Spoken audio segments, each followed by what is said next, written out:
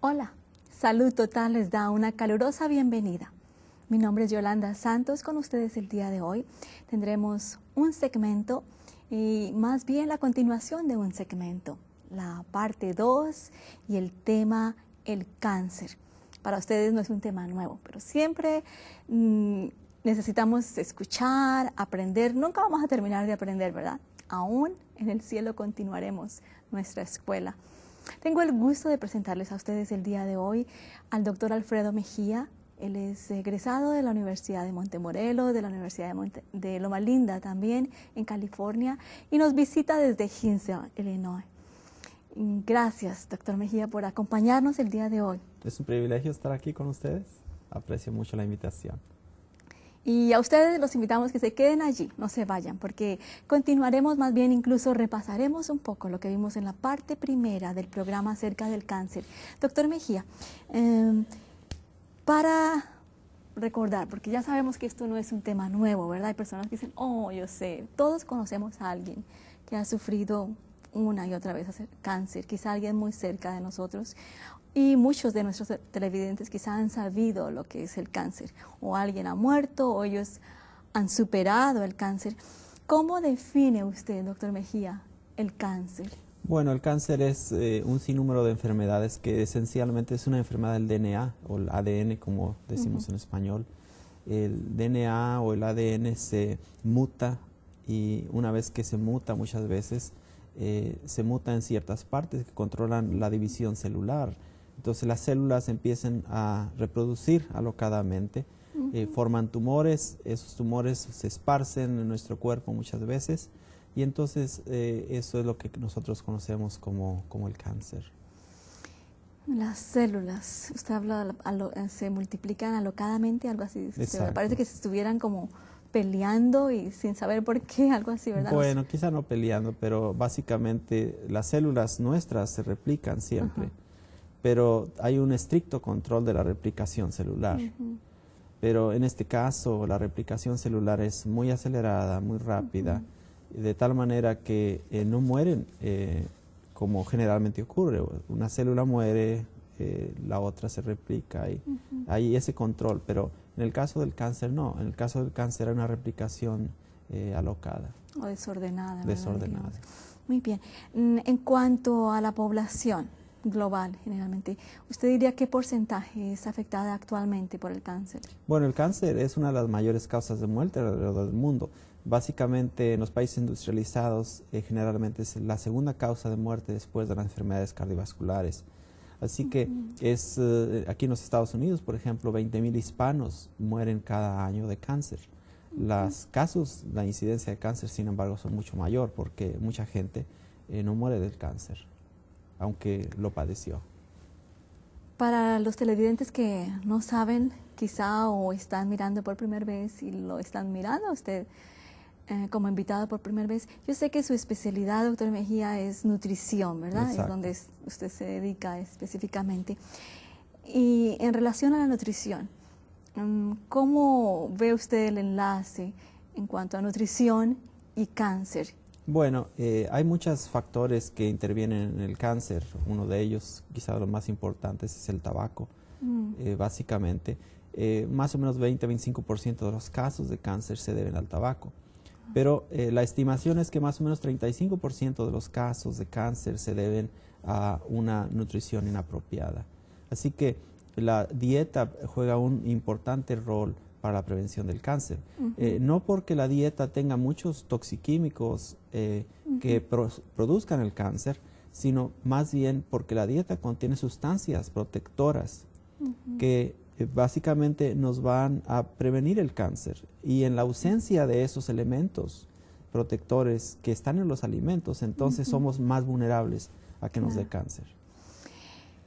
En la parte 1 del programa acerca de la prevención del cáncer, usted nos ayudó a entender un poco las recomendaciones. Ahí usted ha descrito un grupo de recomendaciones, ¿verdad?, que puede ayudar a la población en general, a cada uno de nosotros.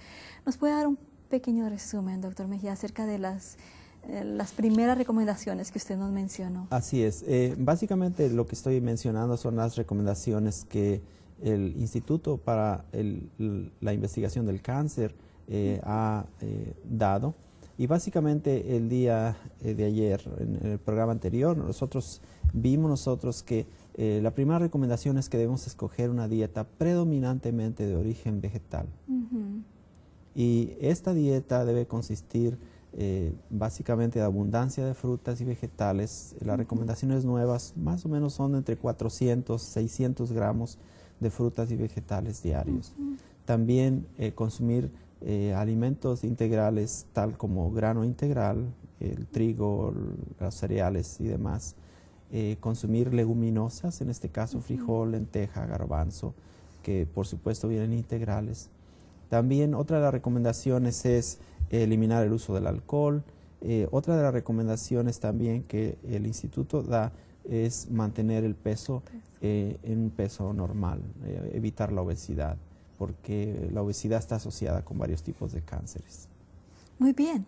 Esto entonces nos lleva a ahondar un poco en cuanto a la prevención del cáncer. Y ustedes quieren continuar mencionando las recomendaciones. Nos lleva a la recomendación número 7. Ayúdenos con eso, doctor Mejía. Bueno, vamos a ver en la gráfica ahorita la recomendación número 7.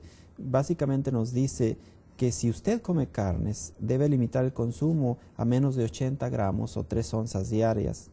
Y es preferible que escoja el pescado, las aves y los animales no domésticos en lugar de las carnes rojas. Así que esta recomendación es muy importante porque vivimos en una sociedad que tiende a usar en mucha abundancia los productos animales, especialmente las carnes. Las sociedades a medida de que se enriquecen, en el caso de los países pobres que están teniendo más consumo, una de las cosas que sucede es que aumenta el consumo de las carnes. Entonces aquí hay una recomendación. Si usted va a consumirlas, la primera recomendación era, mayormente debe consumir productos de origen vegetal, pero si usted va a consumir carnes deben ser en muy pequeñas cantidades. Y aquí específicamente dice que menos de 90 gramos diarios. Eso sería una pequeña porción, más o menos como lo que es la palma de su mano. Eso es una cantidad. Ahora, entre las carnes no todas son iguales. Las carnes, básicamente las carnes rojas, esas han sido asociadas con algunos cánceres, particularmente cáncer de colon. Pero en cambio el pez y el pollo no tienen esas asociaciones negativas. Entonces eso sería mucho más favorable para las personas que prefieren consumir carnes. Cuando usted dice el pez, se refiere también a cierta específica clase, ¿verdad? Porque aún en los pescados hay unos que quizás sea mejor comer en lugar de otros. Bueno, quizás idealmente los pescados que se deben consumir son los pescados que que no comen desperdicios, en este caso los pescados que tienen escama. Muy bien, la recomendación número 7 mencionó acerca de las carnes, ahora usted nos lleva a la recomendación número 8. La recomendación número 8 que tenemos en la pantalla ahora es básicamente que debemos limitar el consumo de alimentos grasosos, especialmente las grasas de origen animal, y escoger una cantidad modesta de aceites vegetales. Esta recomendación es muy importante también porque en nuestra sociedad el consumo de aceites y de grasas ha aumentado drásticamente. Básicamente en la sociedad moderna hay una tendencia a consumir más aceite. En los últimos 20 años más o menos se ha duplicado el consumo de aceites y de grasas, lo cual básicamente aumenta la densidad calórica de la población, lo cual nos predispone a más obesidad, lo que no queremos.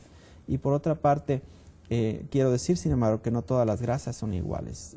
Particularmente aquí menciona las grasas que son saturadas, con las grasas de animal, las grasas sólidas.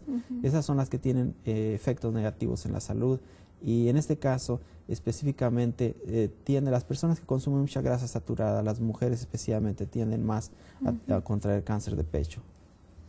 Doctor Mejía, cuando usted habla de las grasas, en el mercado, las personas quizá han notado, yo lo he notado, que hay unas margarinas que ahora dice vegetal, ¿verdad? No dice que es de origen animal, pero aún así son sólidas.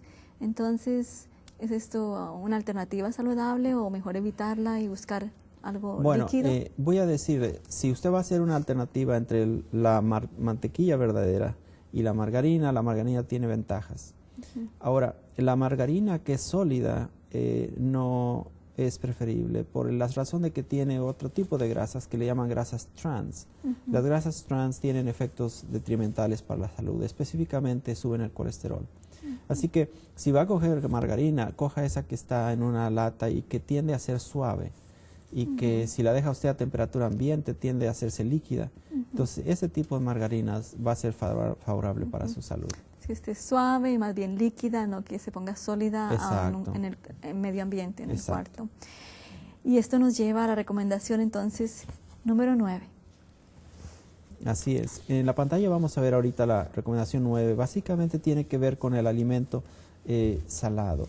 Esta recomendación nos dice limita el consumo de alimentos salados. El uso de sal al cocinar en la mesa también se debe limitar y las hierbas y especias para sazonar se deben usar. Básicamente en la cultura latina no hay muchos platillos que sean salados, pero hay otras culturas, específicamente en China, en esas partes, usan mucho la sal porque básicamente es una forma de preservar los alimentos. Entonces, básicamente nos dice, los alimentos muy salados debiéramos limitarlos. La sal no es cancerígena por sí misma, pero la sal en abundancia hace que nuestra mucosa del estómago, por ejemplo, se rompa. Entonces, las sustancias cancerígenas que pudieran estar en el alimento van a tener más libre acceso para que ataquen las células, en este caso, del estómago. Por ende, la restricción de la sal es recomendable para que no haya esa susceptibilidad. Hablando de peso, como usted mencionó anteriormente también, he escuchado que personas que tienen problemas con peso me han dicho que el doctor, ¿verdad?, de ellos les ha recomendado límite de sal también. ¿Por qué la sal en este caso? En la mayoría de las personas que tienen sobrepeso y que el doctor les recomienda eso es más bien para que les baje su presión sanguínea. La sal contribuye a la alta presión y básicamente una persona obesa generalmente tiene más propensidad a tener alta presión y una de las recomendaciones para bajar la presión es precisamente bajar la cantidad de sodio que está en la sal. Entonces no es necesariamente para bajar de peso, pero la presión. No. Muy bien. La recomendación número 10. La recomendación número 10 vamos a ver en la pantalla ahorita y básicamente nos dice no coma el alimento que como resultado de almacenaje prolongado o temperatura ambiente se puede contaminar con micotoxinas. Esta recomendación tiene importancia especialmente en los países donde usamos almacenaje para los cereales, en este caso el trigo, el maíz, lo almacenamos y si es un país donde es un país tropical o un clima tropical, a veces ese maíz que está almacenado allí tiende a crear hongo y ese maíz que crea hongo en la superficie se hace como un poco negro, tiende a crear un hongo que crea micotoxinas, o sea, toxinas que pueden producir cáncer y específicamente cáncer de hígado. Así que es importante en este caso la buena preservación de los granos. Los granos se deben almacenar en un lugar seco y estos granos deben tener suficiente circulación para que las micotoxinas, los hongos, no crezcan en ese ambiente. Sí, he notado en este país son muy cuidadosos con el almacenamiento de granos. Me han dicho que tienen compartimientos con ventiladores. Y tienen ventiladores siempre. Para que circule el aire. Exacto. En cuanto a esto del almacenamiento, entonces, ¿tiene algo que ver también con no solamente granos, sino con comida en general para nosotros que vivimos en casa? Bueno, eso nos lleva a la siguiente recomendación, si la vemos en la pantalla.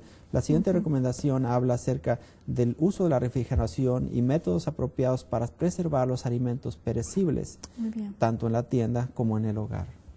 Por supuesto, y es muy importante que en el hogar tengamos nosotros nuestro alimento adecuadamente conservado. Los cereales también dentro del hogar se deben conservar en un lugar seco, que no creen hongo. Por otra parte, los alimentos perecibles, la leche, las cosas que son perecibles, deben ponerse rápidamente en el refrigerador. porque si usted lo deja muchas horas allí, la bacteria empieza a crecer, y una vez que la bacteria empieza a crecer, empieza a descomponer su alimento. Y entonces, algunas de esas cosas que crecen allí pueden ser E. coli, por ejemplo, o algunas bacterias que pueden ser malas para usted, le pueden dar una diarrea, le pueden dar algún problema estomacal, pero también pueden crecer hongos que son micotoxinas que pueden tener el riesgo de que le dé cáncer. Sí, yo recuerdo en muchos casos creciendo con familia o amigos, incluso ahora es tan común en la cultura latina, no todas las personas, pero muchos, que guardamos, o sea, cocinamos y la comida, la ollita con los frijoles o las lentejas o el arroz, las papas se quedan por horas y horas afuera. Y yo recuerdo preguntar a un pequeña, pero esto no se daña, no, mira, no huele, no sabe. Pero yo he aprendido de que no inmediatamente, como usted dice, doctor Mejía, cocinamos, enfriar la comida rápida. Yo recuerdo haber aprendido de mi suegro. Él tenía la costumbre, apenas hervían los frijoles, él inmediatamente en el lavaplatos ponía hielitos, agua fría y ponía la olla. Él la enfriaba rápidamente y al refrigerador. Pienso que él era un caso contrario, ¿verdad? Él quería inmediatamente refrigerar la comida, no dejarla fuera. Solamente se usaba lo que se necesitaba, ¿verdad? Al momento de comer. En los restaurantes es por ley aquí en los Estados Unidos que usted tiene que hacerlo rápido, la refrigeración. Y no solamente eso, cuando se refrigera debe estar en un recipiente y no debe estar profunda, debe estar básicamente extendido para que se enfríe rápidamente. Sí. Porque de lo contrario, si es un recipiente muy grande, claro, para el tiempo de que se enfría en el centro, muchas veces ya creció bacteria. O sea que la bacteria crece rápidamente. Exacto. Y no necesariamente huele ni sabe. No tenemos que esperar a que huela feo para hueler. Muy bien. Esto nos lleva, doctor Mejía, a la recomendación número 12. Vamos a poner en la pantalla la recomendación número 12 y la recomendación 12 básicamente trata de los aditivos. Los aditivos y contaminantes y residuos, cuando se regulan adecuadamente no hay problema. El problema, sin embargo, es el uso inapropiado e irregulado y que puede ser dañino para la salud. Y esto se aplica particularmente en los países en desarrollo. En algunos países usted va y usted nota, por ejemplo, que venden dulces que tienen mucho color, bien verde o muy rojo, por la sencilla razón de que les echaron bastante aditivo. Entonces, en esos países donde se abusa el aditivo puede ser un problema para la salud. Muchas gentes exageran el uso, el efecto de los aditivos sobre el cáncer aquí en los países industrializados. En realidad, se estima que no más de 1% de los casos de cáncer se pudiera deber a los aditivos. Algunas personas van a decirle a usted que los aditivos son la última maldición del mundo y que causan todos los cánceres. En realidad no es eso, es una exageración. ¿Por qué? Porque los aditivos en los países industrializados se regulan y se pone muy poco. Es más, muchos de los aditivos que se ponen en los alimentos tienden a ser protectores, como el BHT, por ejemplo, es uno de ellos. Algunos de ellos incluso ocurren naturalmente en los alimentos, que se llama el propionato, por ejemplo, es otro ejemplo. Entonces, no todos los aditivos tienen efecto detrimental, pero como mencionaba, los aditivos deben usarse en pequeñas cantidades. Una pregunta, estoy curiosa. ¿Qué específicamente es un aditivo? Por ejemplo, estamos hablando de colorantes. ¿De dónde provienen? Bueno, hay muchos orígenes. Los colorantes, muchos de ellos son de origen vegetal. Ahora en día, muchos algunos son básicamente sintéticos, pero ahora en día la demanda del público ha creado esa nueva, vamos a decir, la industria se ha visto forzada a crear aditivos de origen vegetal en general. Muchas veces los colorantes rojos ahora los hacen de betabel, por ejemplo.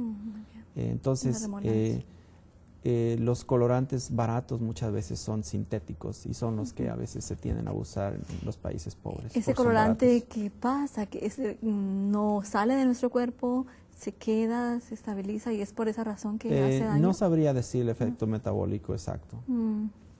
Yo he leído del daño que hace, pero la razón por qué no. La recomendación número 13, doctor Mejía. La recomendación número 13, vamos a verla en la pantalla, y esta tiene que ver con el uso de las carnes asadas al carbón. Esta recomendación nos dice, no coma carnes asadas al carbón. Las carnes asadas al carbón y el pescado deben evitar quemar los jugos de las grasas de las carnes. El consumo de los siguientes es, consúmalas solo en forma ocasional, ya sea las carnes asadas al fuego directo y las carnes embutidas o ahumadas. El fuego tiene un efecto muy negativo en las carnes, el fuego directo, porque el fuego directo hace que las altas temperaturas a las cuales se exponen las carnes crea ciertas reacciones químicas que produce sustancias que son cancerígenas, particularmente dos, una se llama benzopireno, que muchas veces también las gentes que fuman se crea a través del tabaco. Y hay otra que se llama aminas heterocíclicas. Esas dos sustancias se producen por el efecto de la alta temperatura del fuego. Entonces las carnes ahumadas que básicamente se ponen directo al fuego y las carnes asadas que se ponen directo al fuego producen una cantidad grande de estos productos y esos productos tienden a ser cancerígenos. Así que por esa razón el Fondo Internacional para la Investigación del Cáncer aconseja que ese tipo de carnes se consuma solamente en rara vez para las gentes que las consumen. Bueno, esto es algo que se usa mucho, no solamente en Latinoamérica, en este país, el asar. Doctor Mejía, ¿solamente carnes? Por ejemplo, si estamos asando papas o maíz, ¿verdad? Elote, si se quema un poquito, ¿también sería el mismo caso o solamente la carne? Bueno, directo al fuego. Básicamente las aminas heterocíclicas que estoy hablando se forman de la proteína de la carne. Entonces, cualquier cosa que tenga proteína, si usted la pone directo al fuego, va a formarle sustancias tóxicas. Entonces, la forma más segura... Envolverlas. Sí, puede envolverlas o ponerlas, que haya una barrera intermedia entre el fuego y el alimento, en este caso un sartén o una plancha.